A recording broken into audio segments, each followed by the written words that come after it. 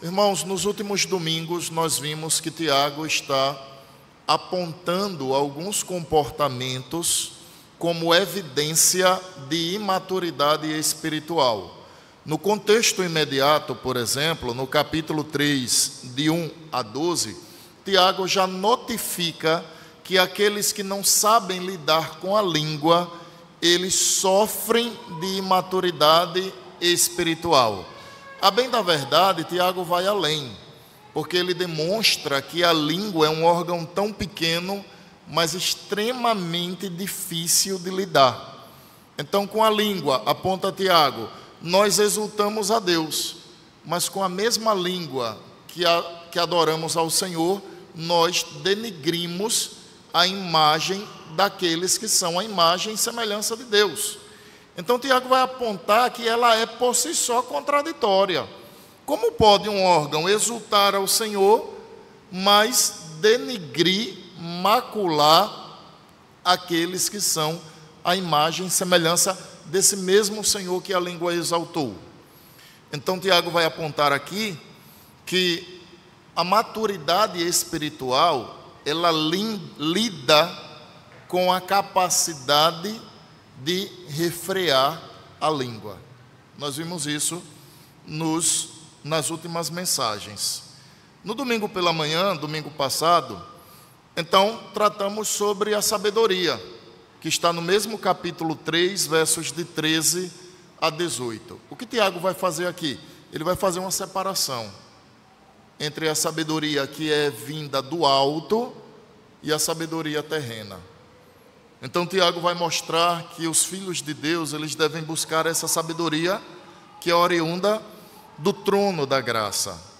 E já nessa passagem, ou nessa perícope, ele vai demonstrar os inimigos do cristão. Capítulo 3, verso 17 diz assim: mas a sabedoria lá do alto é primeiramente pura, depois pacífica, gentil,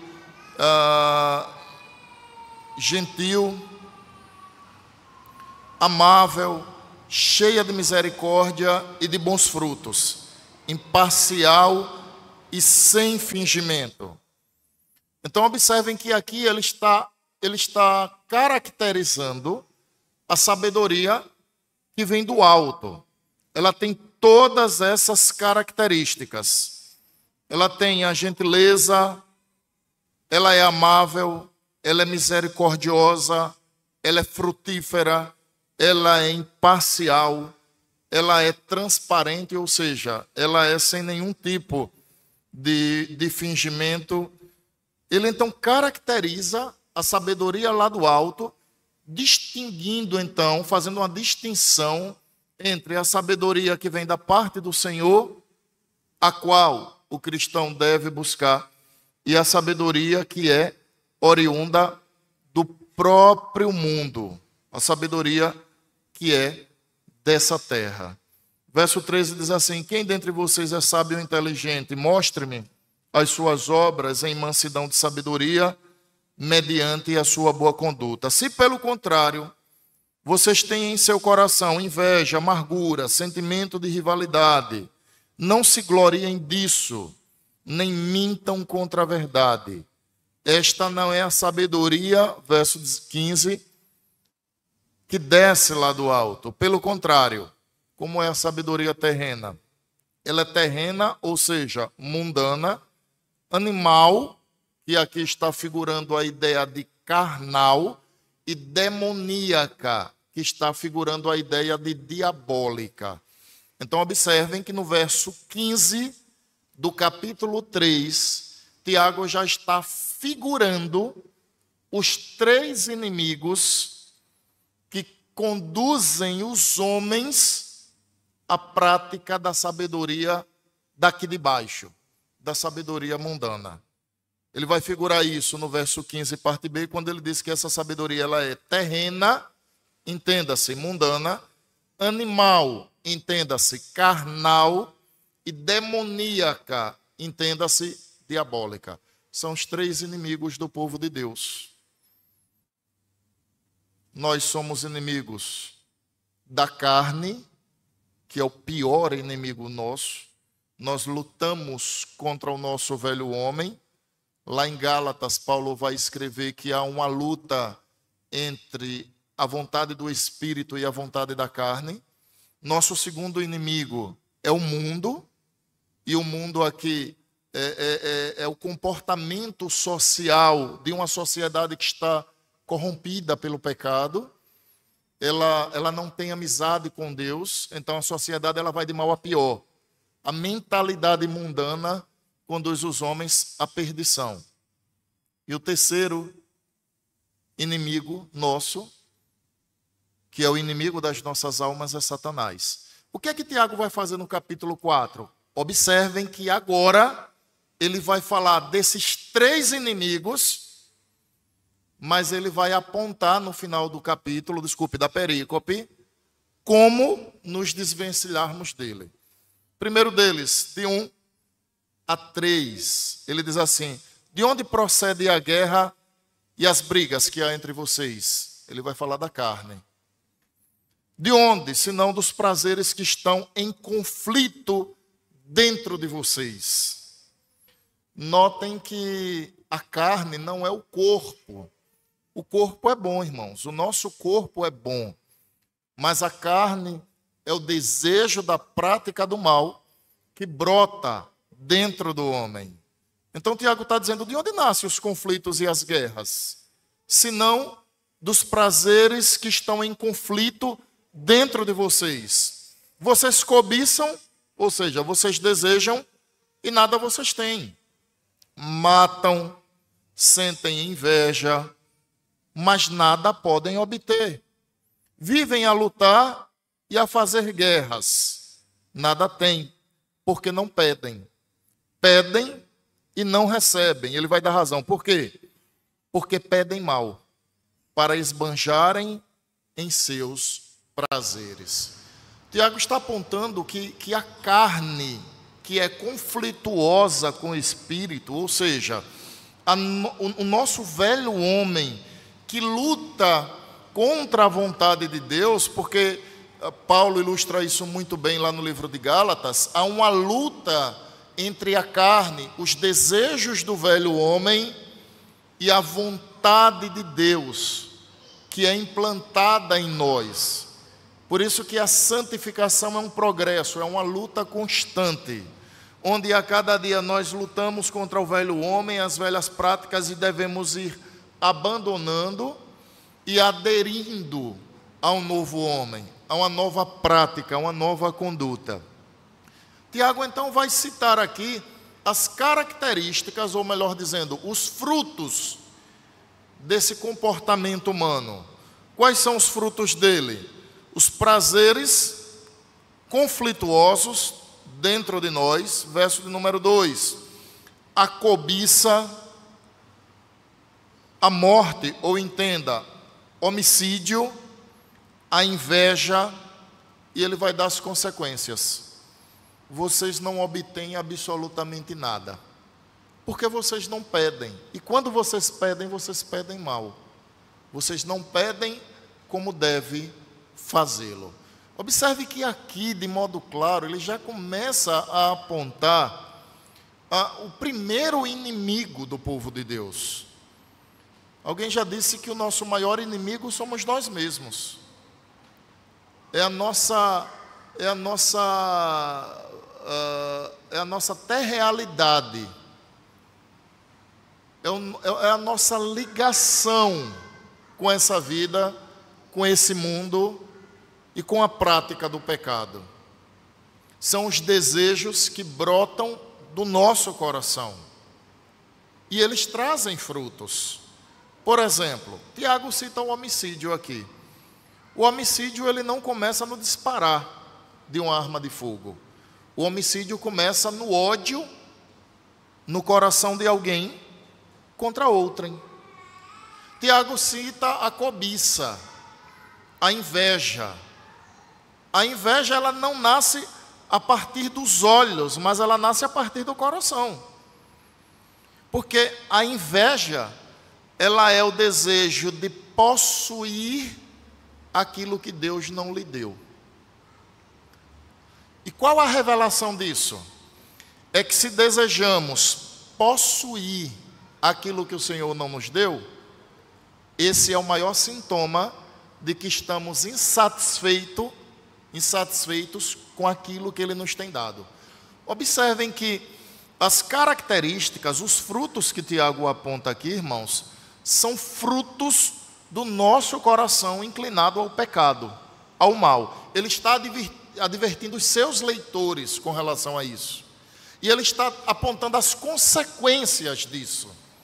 Qual é a consequência de se dobrar a esse comportamento pecaminoso, a esse comportamento carnal? É o afastamento de Deus. Porque Tiago vai dizer assim: vocês não têm nada porque vocês não pedem. E quando vocês pedem mal. Aí mais uma vez ele vai trazer a ideia para o comportamento carnal. Porque ele vai dizer no final do verso 3, que se pede para esbanjar em seus prazeres. Observem, a carne, ela trabalha por si e para si, para glorificar a si mesma. A carne trabalha por si, para ela e para glorificar a ela mesma. Porque veja só, ela produz os seus frutos, e eles são os piores possíveis. Por que é que Eva cedeu à tentação de Satanás? Porque ela cobiçou em seu coração. O discurso do diabo foi que Deus não quer que vocês comam desse fruto para que vocês não se tornem igual a ele. Eu pergunto aos irmãos, por que ela não esteve satisfeita com tudo aquilo que Deus já havia lhe dado? Deus já havia dado a Adão e Eva o governo sobre a terra, já havia dado o direito de nomenclaturar todos os animais, já tinha dado a fertilidade, ou seja, eles podiam ter filhos, eles podiam ter família, eles podiam ser avós, bisavós. Deus deu a eles o usufruto de todo o jardim. Ou seja, o Éden era um estágio para desfrutar eternamente da presença de Deus. Eles tinham Deus com eles. Por volta das 5 horas da tarde, o Senhor ia ao Éden conversar com Adão e Eva. Eles tinham absolutamente tudo, irmãos. Ou seja, tudo que Deus lhes deu era absolutamente suficiente. Era suficiente. Eles tinham comida, eles tinham água fresca, eles tinham a campina verde, eles tinham os animais domésticos e selvagens, eles tinham o domínio dado por Deus de gerenciar toda a criação. Eles não tinham preocupação com absolutamente nada, e sobretudo, eles tinham a presença de Deus diariamente com eles. O que invadiu o coração de Eva? A insatisfação com aquilo que o Senhor lhe tinha dado, e o desejo por aquilo que não era dado por Deus. Esse foi o problema. Esse foi o problema. E é justamente o que a carne tenta incutir na nossa mente e coração. Se você parar para observar, muitas coisas que você deseja, você não precisa. Se você parar para pensar, você tem o hábito, nós seres humanos temos o hábito de reclamar das dificuldades, mas sufocar os dons que Deus nos deu. Entenda-se, presentes, favores. Nós somos inclinados a vislumbrar aquilo que para nós é tido como dificuldade, como pesar. Mas nós temos um coração extremamente ingrato para reconhecer os favores que diariamente recebemos. Qual o problema disso? O problema disso é marcharmos a passos largos para a insatisfação e abraçarmos a cobiça. A cobiça é o desejo por aquilo que Deus não nos deu. E isso é muito perigoso, irmãos, porque o pecado original começou daí. Desculpe, o pecado entrou na humanidade a partir daí. O desejo por aquilo que Deus havia dito não. O Senhor disse sim a tudo no jardim, menos o fruto do conhecimento do bem e do mal. Observem se não é esse o comportamento até hoje. Nós temos tudo em Cristo, mas nós queremos buscar aquilo que está fora dele. Nós temos a redenção, a paz que excede todo o entendimento, nós temos a alegria da salvação, nós temos a esperança de vida eterna, nós temos a comunhão com o Senhor e com a igreja do Senhor, nós temos o dia do Senhor para descansarmos os nossos corpos e refrigerarmos as nossas almas, nós temos o pão diário, nós temos a filiação por meio de Cristo, somos justificados em Cristo. A Escritura vai dizer que a glória do porvir, ela compensará infinitamente as dores dessa vida. Todas essas bênçãos nós temos em Cristo. Mas nós estamos atrás de quê? Irmãos, pasmem, mas nós estamos muitas vezes atrás daquilo que o Senhor não tem dado. É daí que nasce a pecaminosidade do nosso coração. É você querer aquilo que o Senhor disse não. Nós não estamos oprimindo aqui a perseverança. Tem coisas na vida que você vai precisar perseverar. Aliás, a sua vida toda de fé, mostra o livro de Tiago, desde o início, é uma vida de perseverança. Então você vai perseverar na fé até o fim.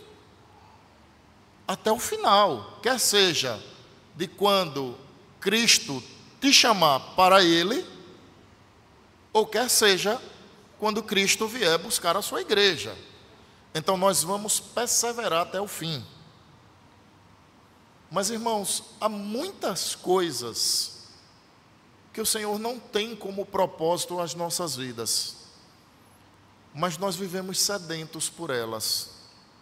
A bem da verdade, nós perdemos a nossa paz por essas coisas. Eu queria lhe perguntar uma coisa nessa manhã. Aquilo que tira a sua paz, vale a pena perseverar?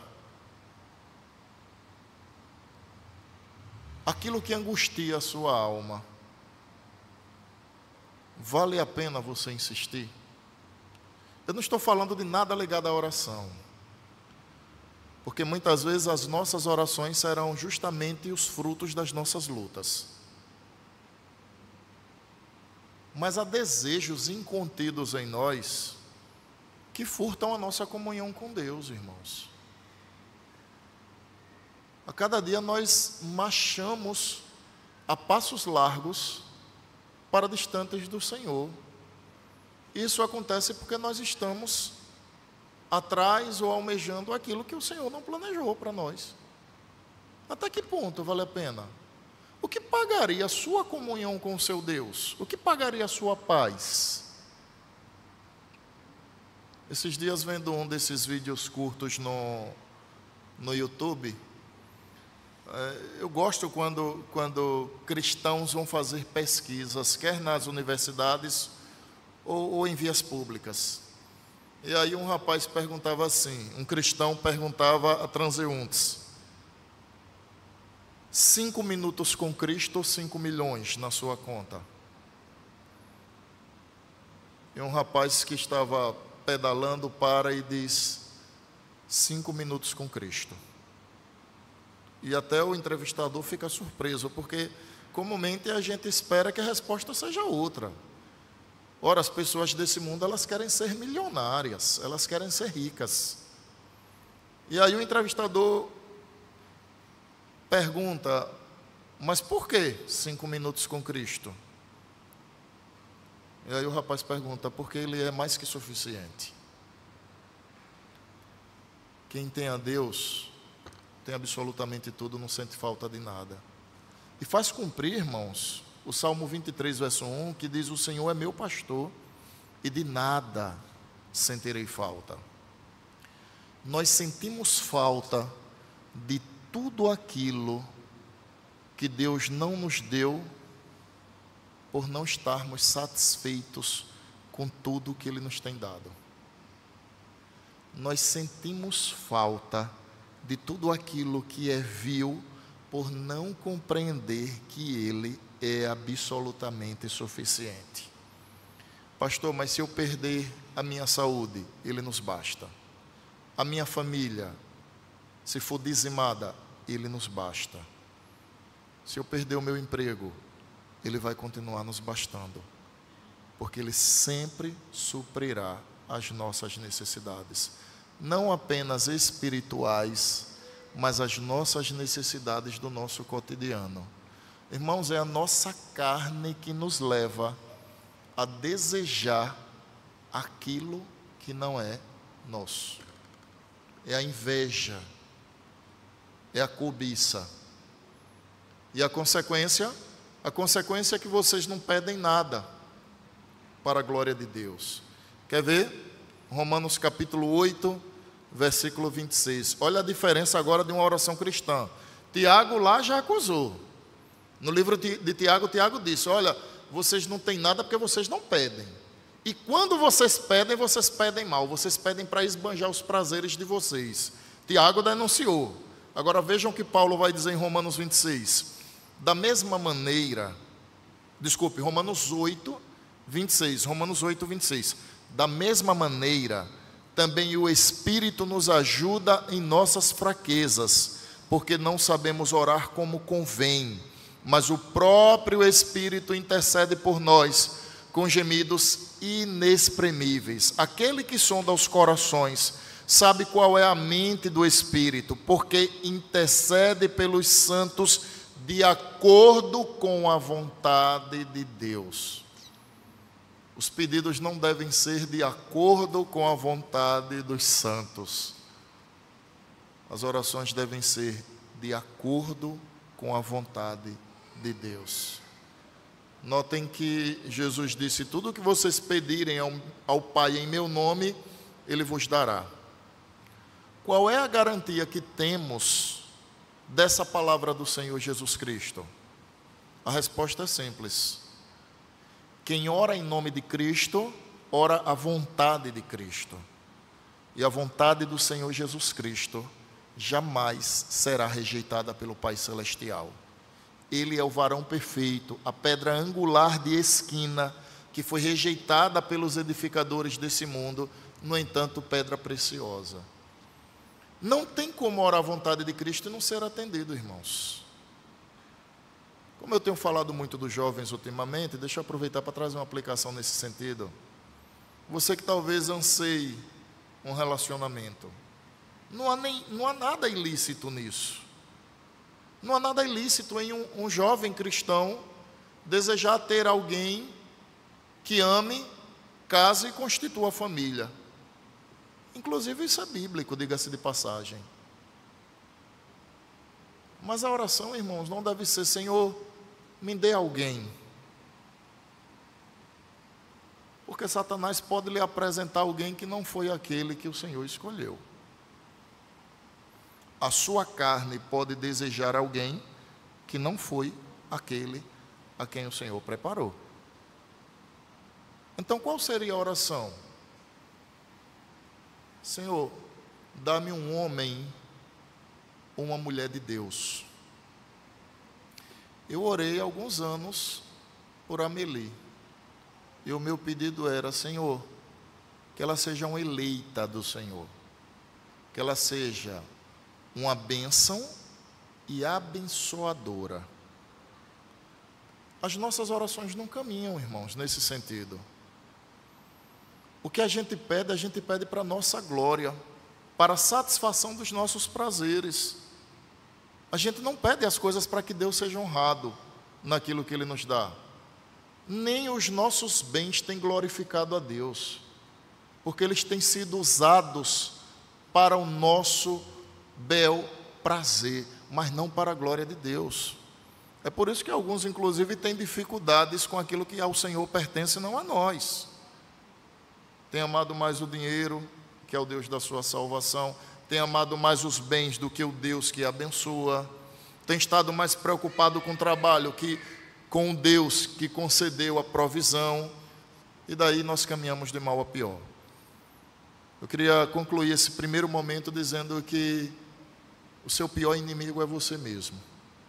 Você é o seu pior inimigo.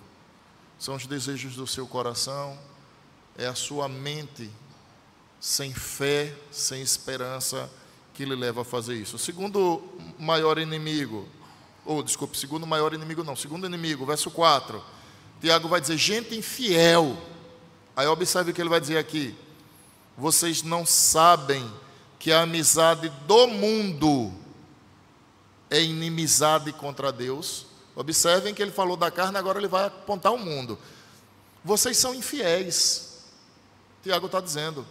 Vocês não sabem que se vocês comungam com o mundo, vocês se tornam inimigos de Deus. E aqui eu repito que o mundo não é criação, mas o mundo é a ideia do comportamento social, da filosofia das pessoas lá fora que rejeitam ao Senhor. É isso que Tiago está apontando aqui. Vocês não sabem que a amizade do mundo é inimizade contra Deus? Aquele, pois, que quiser ser amigo do mundo, se torna inimigo de Deus. Irmãos, Tiago não usa meias palavras. Tiago vai no âmago. Tiago vai no calcanhar de Aquiles. Ou seja, ele vai na veia. Primeiro, vocês não sabem que quem se torna amigo do mundo se torna inimigo de Deus? Será que vocês não têm ciência disso? Segundo, aquele que quiser ser amigo do mundo se torna inimigo de Deus. Ou vocês pensam que é em vão que a Escritura diz, é com ciúme que por nós anseia o Espírito. Aqui Tiago não está citando nenhum texto bíblico, ele está citando um ensinamento geral da Bíblia. A Bíblia ensina isso, que Deus é ciumento no sentido de ser zeloso. Deus é zeloso pelo seu povo. Por exemplo, no Antigo Testamento, muitas vezes o povo de Deus, Israel, no Antigo Testamento, eles foram acusados de adúlteros.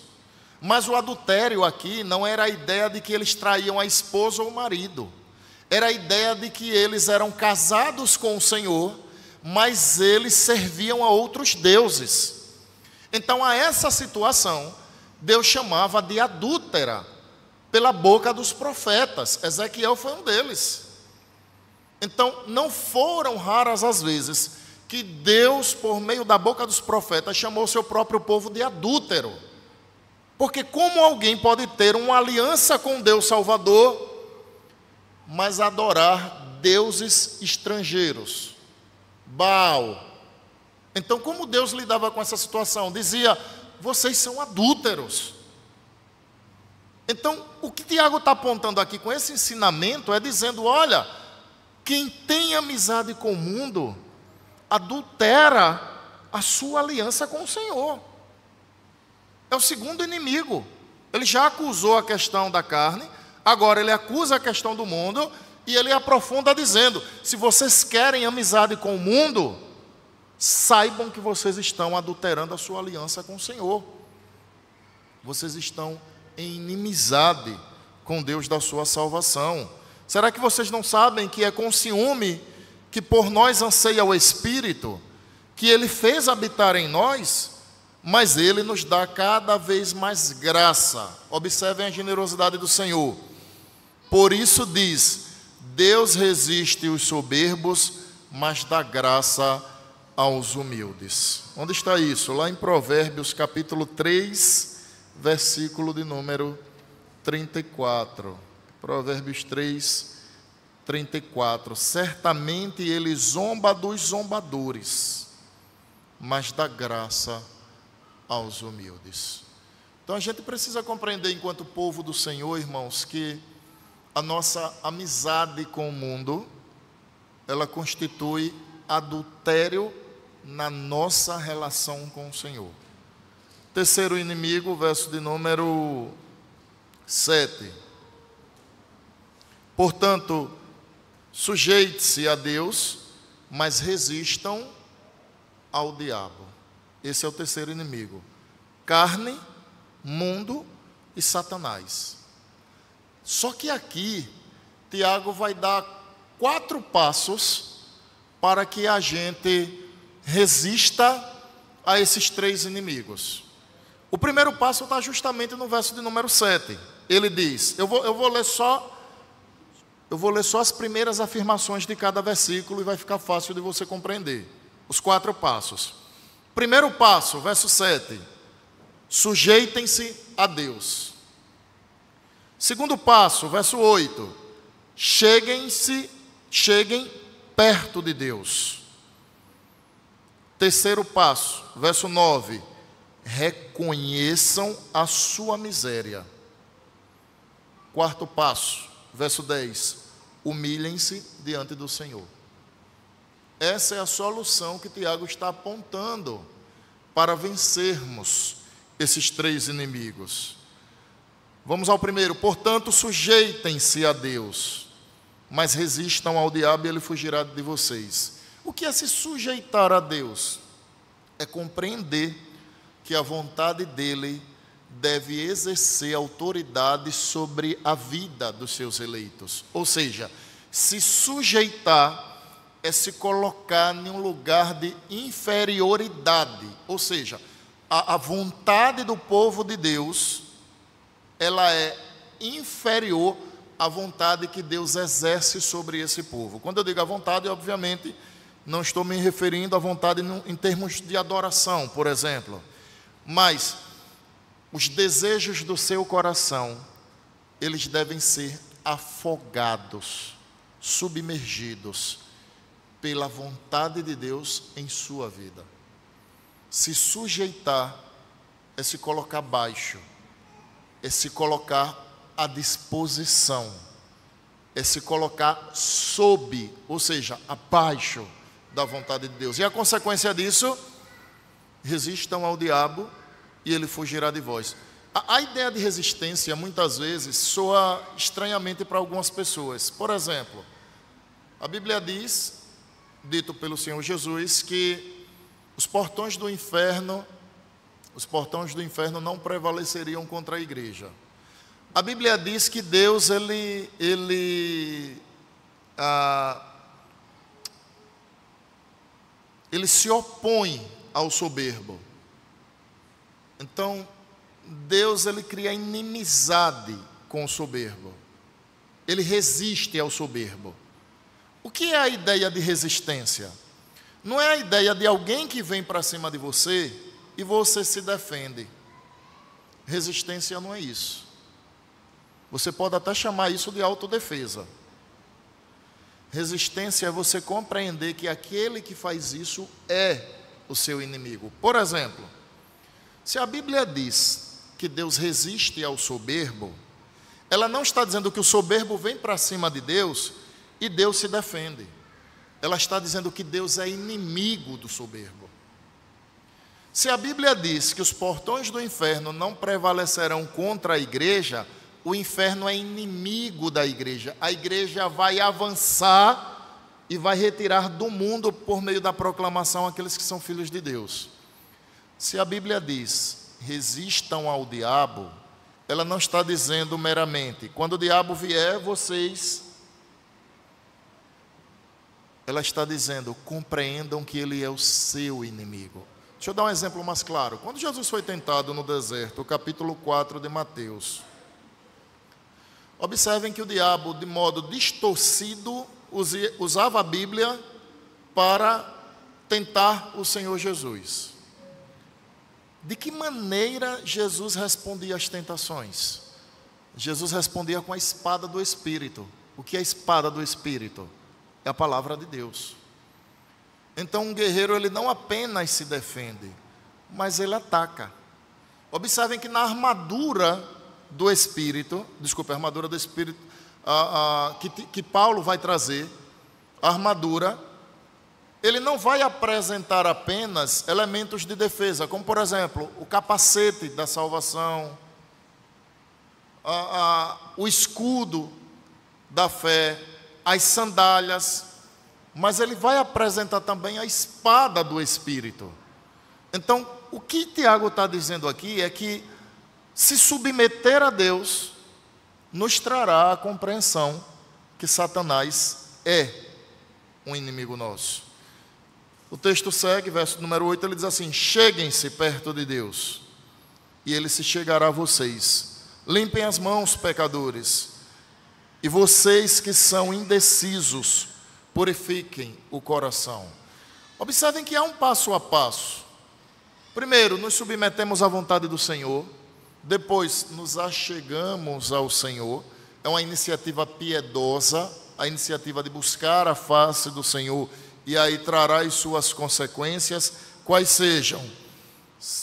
Se há indecisão, teremos o coração purificado. Verso de número 9: reconheçam a sua miséria. Ora, como alguém reconhecerá o seu estado de pecaminosidade distante do Senhor? Irmãos, nós só reconhecemos a nossa miséria espiritual quando nos deparamos com a santidade de Deus. Isaías capítulo 6. Lá diz que Isaías viu o Senhor no templo, assentado sobre um alto e sublime trono. E haviam anjos, cada um deles tinha 6 asas. 2 eles cobriam o rosto, 2 cobriam os pés e 2 voavam. Quando Isaías viu a cena, ele disse: ai de mim, estou perdido, porque sou um homem de lábios impuros e habito no meio de um povo de impuros lábios.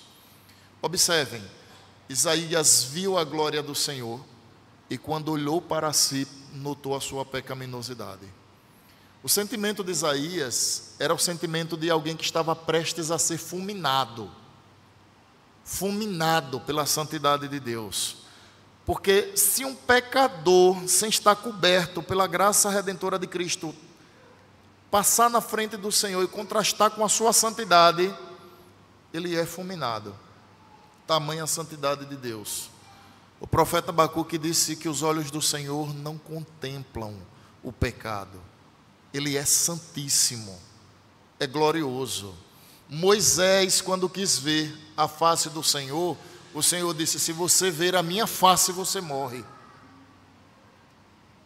Mas o Senhor permitiu a Moisés vê-lo pelas costas. O Senhor mandou Moisés se esconder entre duas rochas. Quando o Senhor passa, então ele tapa o rosto de Moisés. E quando Moisés então o vê pelas costas. Quando esse mesmo Moisés passou 40 dias lá no alto da montanha, recebendo os mandamentos do Senhor, que ele desceu, a sua face brilhava, era gloriosa.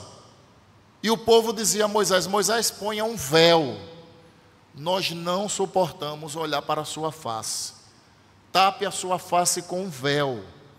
E Moisés precisou passar tempos com um véu cobrindo o seu rosto, porque ele carregava a glória do Senhor na sua face. Então, irmãos, como alguém vai reconhecer o seu estado de miséria se essa pessoa não for contrastada com um Deus que é santo e glorioso? Por isso que a gente deve olhar para Cristo. Às vezes eu fico, eu não sei qual é a palavra, mas eu vou usar aborrecido. Quando as pessoas querem argumentar a sua saída da igreja em razão dos pecadores que estão dentro da igreja. Você pega um desigrejado, ele diz assim: não, eu sirvo a Deus na minha casa mesmo. Aí você pergunta: por quê? Porque eu encontro na igreja o que encontro lá fora também. A igreja, ela não é um lugar de pessoas perfeitas. A igreja é um lugar de pessoas que reconhecem suas debilidades e reconhecem a necessidade de Deus. Então, quando alguém quer olhar para a igreja para encontrar nela a perfeição, esse é um claro sinal que essa pessoa nunca nasceu de novo. questão é, se nós olharmos para Cristo, encontraremos nele imperfeição? Ora, se ele é a nossa referência de homem de Deus, embora ele também seja Deus, por que não olhar somente para ele? Como afirma o autor aos Hebreus capítulo 12. Correr a carreira que nos está proposta, olhando para o autor e consumador da nossa fé. Terceiro, Tiago diz no verso número 9, quarto, ele diz, humilhem-se diante do Senhor, e ele o exaltará. Eu acho que o que ilustra perfeitamente isso é o livro de Jó. Você vai ler o capítulo 1 e 2 de Jó, lá está escrito assim, o Senhor perguntando ao diabo, observastes meu servo Jó, homem íntegro, reto, temente a Deus e que se desvia do mal. Na terra não existe ninguém semelhante a ele. Quando você chega no capítulo 42, Jó diz, eu te conhecia só de ouvir falar, agora os meus olhos te veem. Por isso eu me abomino e me arrependo no pó e no monte de cinzas. Como haverá humilhação do povo de Deus, se esse povo não se apresenta diante do Deus da sua salvação? Como reconheceremos os nossos pecados, se não reconhecemos a santidade de Deus? Como buscaremos a face do Senhor, se estamos distraídos em buscar os nossos próprios interesses? Tiago está combatendo tudo isso. Ele está apontando os caminhos para nos desvencilharmos dos nossos inimigos. Vamos nos colocar de pé e orar. Pai eterno, queremos bendizer o Teu nome e adorá-lo pela Tua palavra poderosa. Pedir que o Senhor continue a nos instruir, a nos dirigir, a nos qualificar para a Tua obra. Ajuda-nos, meu Deus, a atentar para tudo aquilo que acontece ao nosso redor, para os anseios da nossa carne, para o mundo, para o inimigo das nossas almas. Ajude-nos a nos achegarmos ao Senhor, a nos sujeitarmos à Tua vontade. Ajude-nos, meu Deus eterno, a reconhecermos as nossas mazelas, a nos humilharmos aos Teus pés. Ajuda-nos, Pai, a glorificarmos o Teu nome, perseverando na fé e demonstrando que, de fato, por meio das nossas boas obras, de fato nascemos de novo. Que as nossas boas obras glorifiquem o nosso Pai que está nos céus e que elas sejam a amostra da nossa salvação. Aumenta a nossa fé. Tenha misericórdia das nossas vidas. Dirija-nos para a Tua glória em nome de Jesus. Que a graça do Senhor Jesus Cristo, o amor de Deus, o nosso eterno Pai, a comunhão e consolação do Santo Espírito de Deus repouse sobre vós, hoje e para sempre. Amém.